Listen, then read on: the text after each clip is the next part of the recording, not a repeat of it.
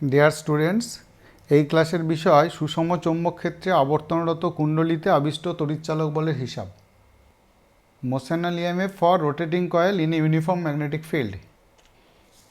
ধরো কোনো সুষম চৌম্বক ক্ষেত্র অশ্বক্ষুরাকৃতি চুম্বকের দুটি মেরু দিয়ে দেখানো হয়েছে। চৌম্বক ক্ষেত্রের অভিমুখ হবে এন থেকে এসের দিকে। চৌম্বক ক্ষেত্রের অভিমুখ তাহলে বি, এন থেকে এসের দিকে। এখানে একটি এ ক্ষেত্রফলের কুণ্ডলী ওমেগা সমকৌণিক বেগে আবর্তনরত। ওমেগা সমকৌণিক বেগে আবর্তনরত। কুণ্ডলীটির ঘূর্ণাক্ষ চৌম্বক ক্ষেত্রের সঙ্গে 90 ডিগ্রি কোণে থাকবে সর্বদাই। কুণ্ডলীটির ঘূর্ণাক্ষ চৌম্বক ক্ষেত্রের সঙ্গে 90 ডিগ্রি কোণে থাকবে।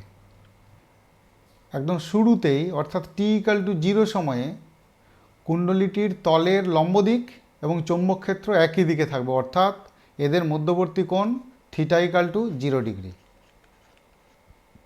এই চিত্রটিকে একটু সহজ করে এঁকে নিই।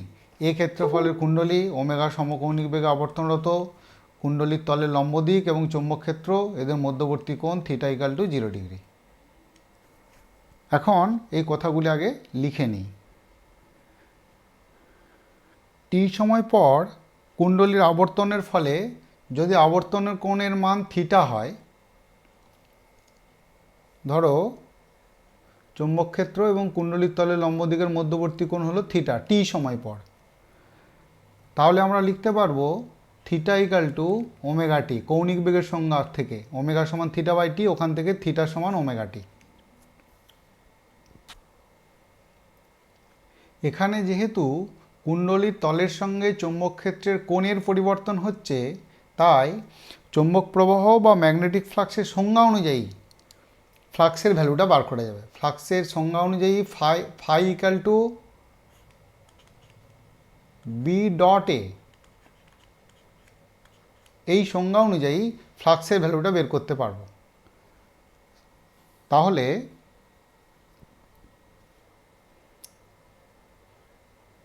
কুণ্ডলীর সঙ্গে জড়িত চৌম্বক প্রবাহ φ=n×b.a। এখানে এনটা লিখলাম কেন কি কুণ্ডলীর পাক সংখ্যা n ধরে নিয়েছি, অর্থাৎ n সমান কুণ্ডলীর পাক সংখ্যা। তাহলে φ=n/ba cos θ,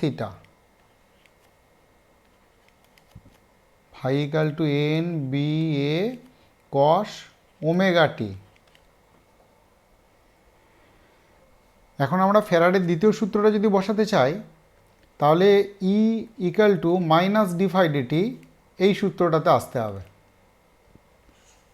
অর্থাৎ আমরা ফাই পেয়েছি, dφdt করতে হবে।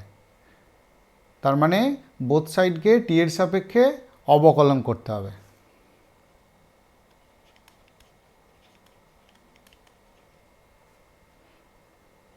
লেফট হ্যান্ড সাইড ডেরিভেটিভ করলে জাস্ট dφdt, আর রাইট হ্যান্ড সাইড ডেরিভেটিভ করলে nba তো বেরিয়ে চলে আসবে। cos ωt ডেরিভেটিভ করলে -ω sin ωt। তাহলে একদম মাইনাসটা প্রথমে দিয়ে দিই, nba ওমেগা sin ωt। পরের পাতায় এই ইকুয়েশনটিকে একবার লিখে নিই। তাহলে এই ইকুয়েশনটিকে 1 নম্বর দিই। আবার ফ্যারাডের দ্বিতীয় সূত্র অনুযায়ী E=-dφdt। তাহলে এই সমীকরণটিকে 2 নম্বর দিলে 1 ও 2 হতে